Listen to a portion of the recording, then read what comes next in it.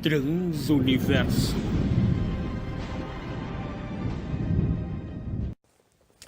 Shalom Aleichem para todos aí do canal Transuniverso. E nós vamos aqui dar continuidade a uma super série que está sendo muito bacana, que serve para muitos de aprendizado. O que as principais religiões pensam a respeito de Yeshua, Jesus. Bom, já passou por aqui a Igreja Católica, o que eles pensam, né? Qual é o método de pensamento da Igreja Católica. Aí já passou por aqui a segunda, que foi o que o Candomblé pensa sobre Jesus. E aí a terceira foi o que o Espiritismo pensa sobre Jesus.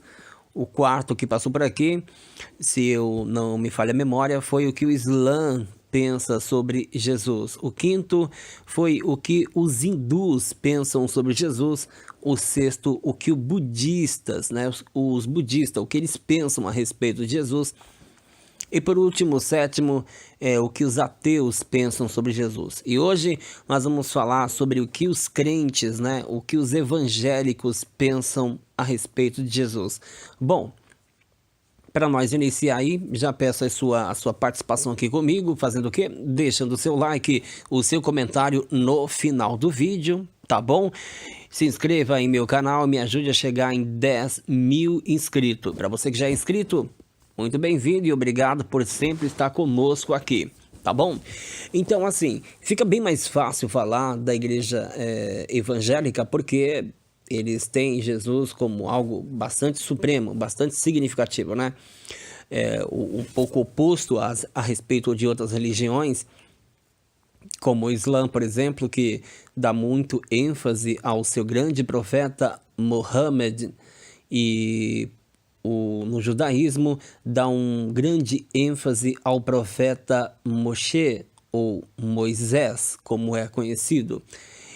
E então outras religiões como dão ênfase ao grande enviado e mensageiro, né? Allan Kardec, Buda. Cada religião tem o seu grande mentor, o seu grande líder, o seu profeta, o seu enviado, o seu mensageiro, enfim. Cada um tem o seu. E especificamente a Igreja Católica, por exemplo, tem muito esse ênfase, é muito voltado a Maria e a Jesus, seu filho, que assim considera a Igreja Católica.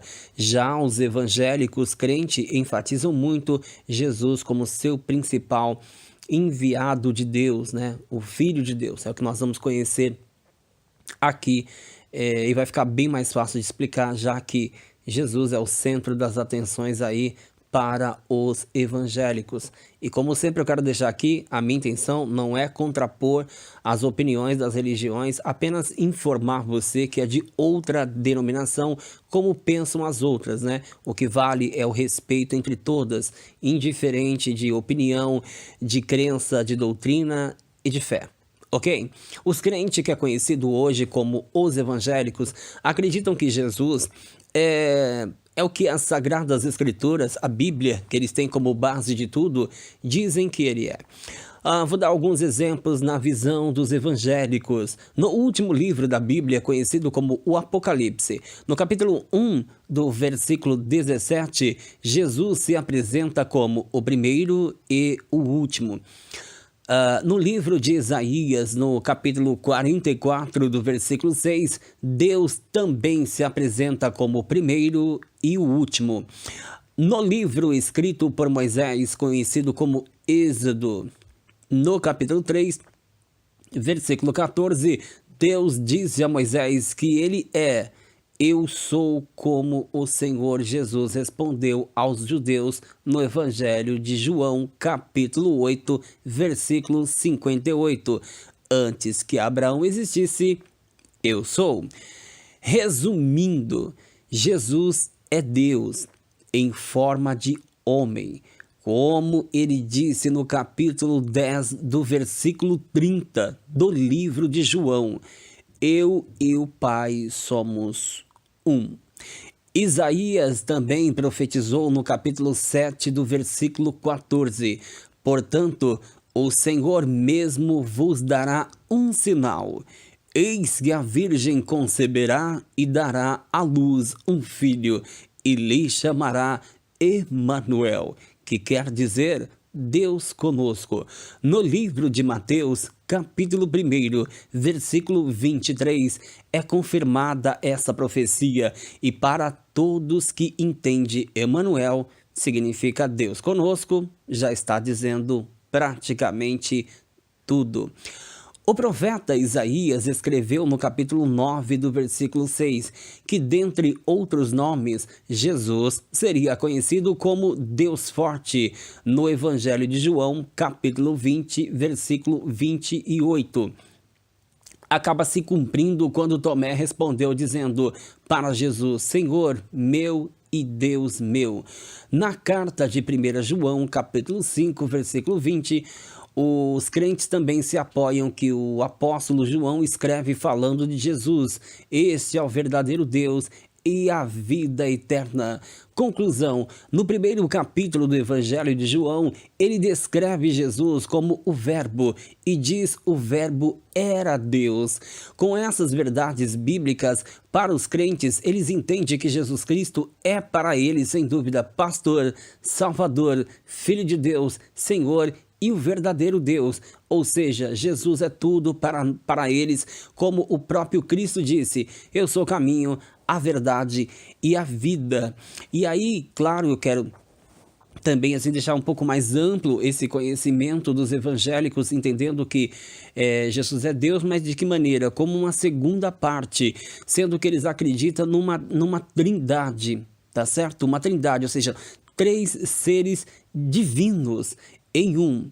Então, só que cada um tem a sua parte como Deus, no caso, Deus Pai, Deus Filho e Deus Espírito Santo. Então seria um trino Deus, né? Seria mais ou menos uns 3 deuses, para não dizer deuses, né?